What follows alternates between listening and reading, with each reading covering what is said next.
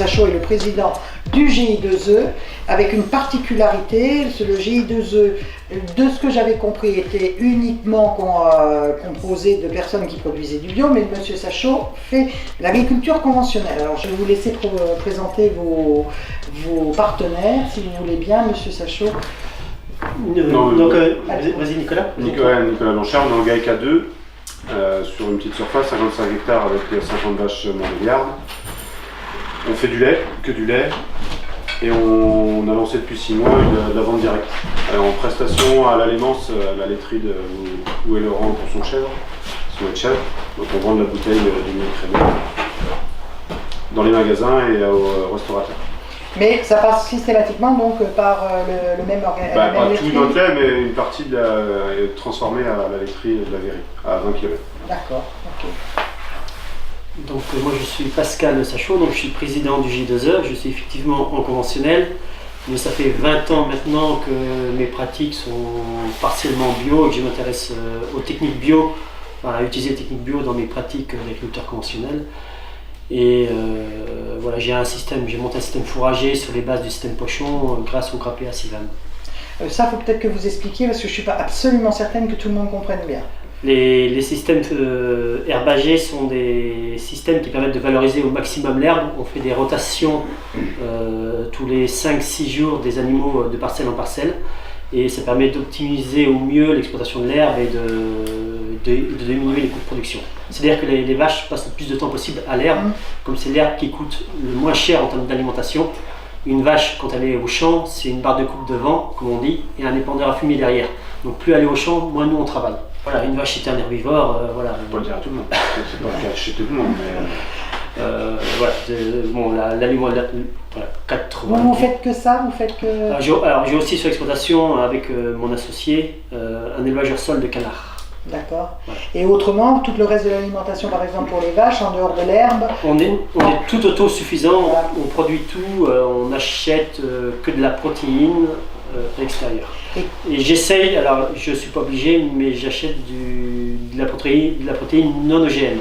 D'accord. Voilà, donc du soja, soja ou autre, mais c'est du PCR négatif. D'accord. Et donc je ne suis pas obligé de le faire, mais voilà, je me donne au moins cette obligation-là de ne pas acheter d'OGM. Mais en dehors du fait OGM, vous veillez quand même d'où ça vient, vous achetez?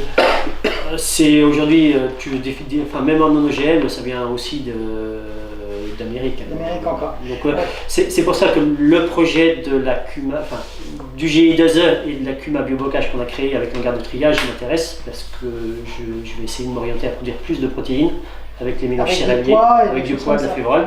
Essayer de produire moi-même ma protéine. Mais parce que si je comprends bien, le soja en France c'est quand même assez difficile à produire quand même. C'est pas une culture qui est très présente, au moins dans l'ouest de la France elle est très très peu présente. Il y a eu des essais dans la région. Il s'en cultive un peu plus dans le sud, sud-ouest. Après voilà, il n'y a pas que le soja pour apporter de la protéine, il y a le luzerne, le trèfle, voilà, il y a plein d'autres choses. Ouais. D'accord. Aujourd'hui, je fais de la charolaise et de la limousine. Mon objectif, c'est de partir sur de la limousine pour essayer de valoriser un peu mieux les animaux. Et entre autres, sur du blason prestige limousin, où là, on est en non-OGM. Alors que sur du label rouge charolais, on a encore le droit de mettre des OGM. Mais blason prestige Limousin, si j'ai bien compris, donc ça se situe, c'est vers Limoges par là? Non, c'est toute la France. Il suffit d'avoir ces limousines nées sur l'exploitation et on peut les commercialiser. Mais la coopérative, parce qu'il me semble que c'est un de mes collègues député à l'Assemblée nationale, Jean-Baptiste Moreau, qui était le président de la coopérative.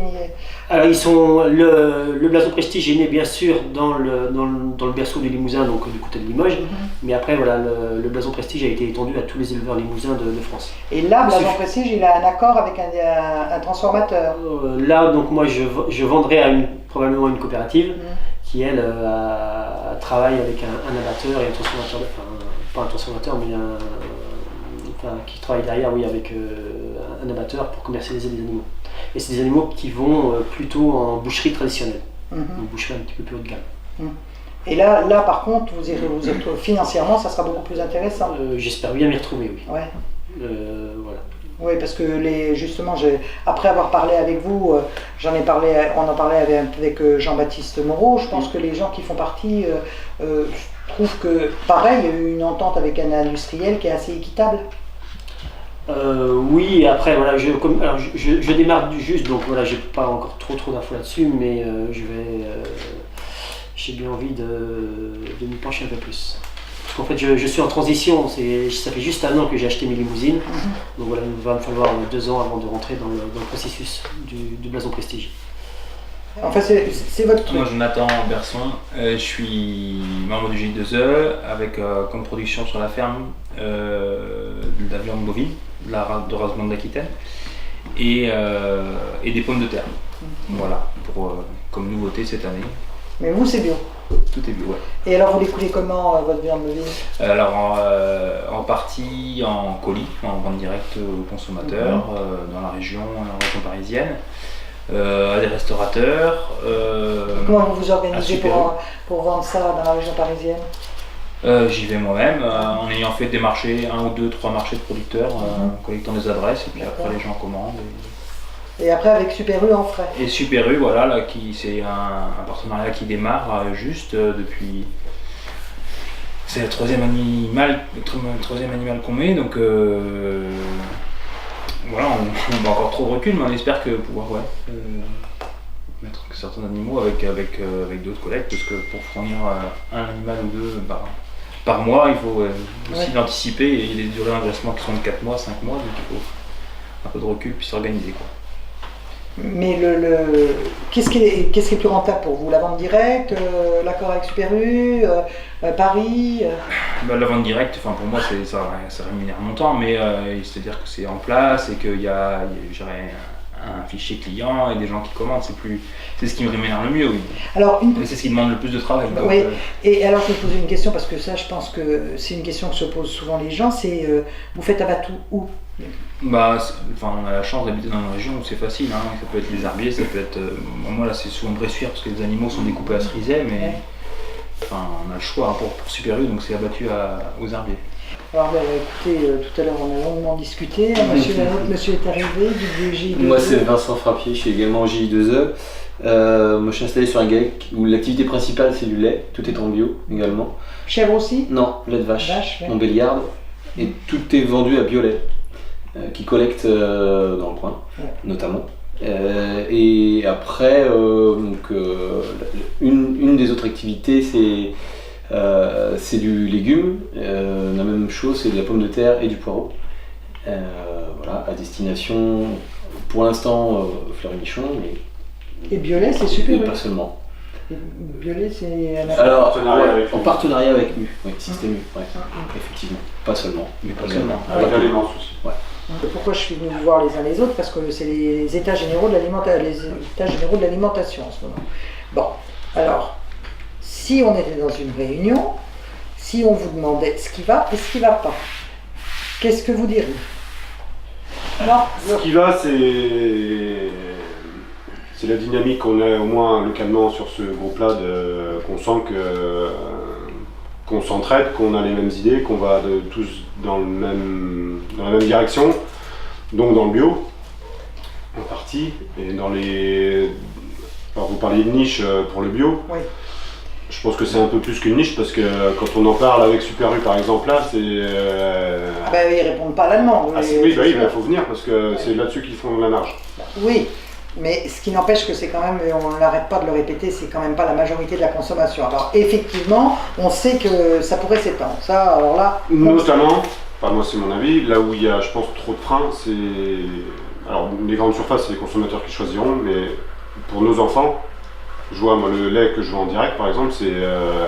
je le vends 1,15 € à Super U, et je le vends 1,10 € à la cantine scolaire au père, parce qu'il me semble que, voilà, nous, on peut faire des efforts sur le... Je gagne moins d'argent à vendre aux enfants, mais il faudrait forcer, donc ça c'est public. Quelle cantine scolaire? Au père. L'avantage aussi de développer ça, c'est le collectif, alors que ce soit les écoles, les cantines, ou... c'est aussi qu'on enlève, c'est du direct. Enfin, on enlève tous ceux qui sont entre les deux par rapport à...